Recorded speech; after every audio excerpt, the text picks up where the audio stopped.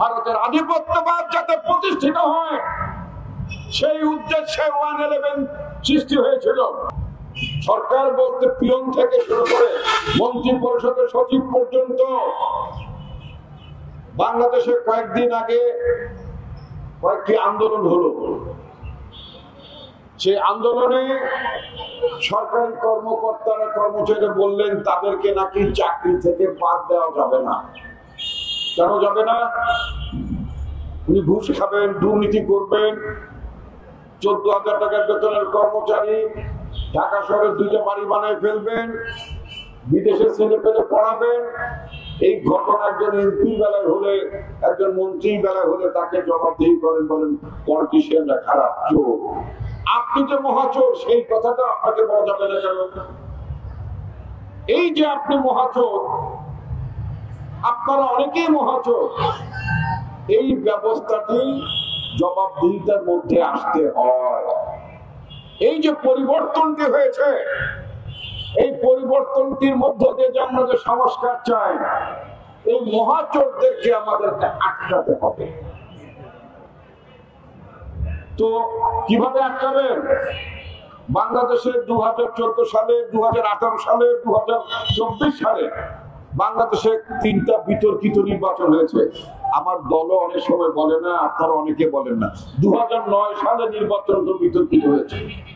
111 পরে যে নির্বাচনটা হয়েছে, এই 111 নির্বাচনটা ছিল মহা ডিজাইন করা একটা নির্বাচন। আওয়ামী লীগকে আবার ক্ষমতায় পুনর্বাসিত করার একটা ডিজাইন ছিল 2008-9 যে ইলেকশন, 111 পর ইলেকশন। একেবারে প্ল্যান করে আওয়ামী লীগকে বসানো হয়েছে, একেবারে প্ল্যান করে বাংলাদেশটা যাতে ভারতের একটি করদ রাজ্যে ধীরে ধীরে পরিণত হয়ে যায়, ভারতের আধিপত্যবাদ যাতে প্রতিষ্ঠিত হয় সেই উদ্দেশ্যে 111 সৃষ্টি হয়েছিল। এবং সেই উদ্দেশ্য পূরণ করার জন্য 2008-9 যে নির্বাচনটা হলো, সেই নির্বাচনের মধ্য দিয়ে বাংলাদেশের শেখ হাসিনার অবৈধ শাসন পাকাপোক্ত হয়েছে দীর্ঘ বছরের পর বছর। বন্ধুগণ, আজকে সেই অবস্থার বিলুপ্তি ঘটেছে। অনেকে আমাকে জিজ্ঞেস করেন 2024 সালে যে নির্বাচন হবে আওয়ামী লীগ ছাড়া, সেই নির্বাচনটা একতরফা নির্বাচন হলে কেন? 2026 সালে যে নির্বাচন হবে সেখানে আওয়ামী লীগকে নিষিদ্ধ করা হয়েছে। আওয়ামী লীগ ছাড়া ইলেকশন করলে নাকি এই নির্বাচনটাকে অনেকটা একতরফা হবে। আমি বললাম কেন? 1947 সালে, এখানে অনেক তরুণ সাংবাদিক ভাই আছেন, তাদের উদ্দেশ্যে বলছি, 1947 সালে পাকিস্তানে মুসলিম লীগ বলে একটা দল ছিল, সেই দলটি পাকিস্তান সৃষ্টি করার জন্য নেতৃত্ব দিয়েছিল। তাদের ভুল রাজনীতি করার কারণে 54 সালে সেই রাজনৈতিক দলটি যে এমন পরাজিত হওয়া শুরু হলো, ধীরে ধীরে সেই দলটি বিলুপ্ত হয়ে গেল।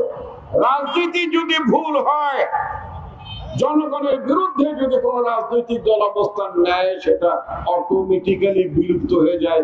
ইংরেজিতে যাকে বলে এক্সটিংশন।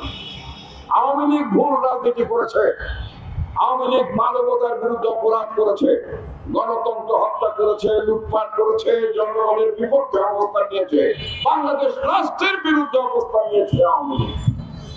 সুতরাং আওয়ামী লীগ অনিবার্যভাবে বিলুপ্তির পথে চলে যাবে। ওইটা ইংরেজিতে যেটা বলছিলাম, এক্সটিংশনের পর্যায়ে চলে যাবে। আওয়ামী লীগ বলে কোন রাজনৈতিক দল যে মুসলিম লীগ ছিল না, একইভাবে ভবিষ্যতে বাংলাদেশে আওয়ামী লীগ বলে কোন রাজনৈতিক দল থাকবে না। এটা নিষিদ্ধ করা না করার চেয়েও বড় কথা হচ্ছে, তাদের ভুলের রাজনীতির কারণে বাংলাদেশের মানুষ আর আওয়ামী লীগের রাজনীতিকে সমর্থন করবে না। আওয়ামী লীগের রাজনীতি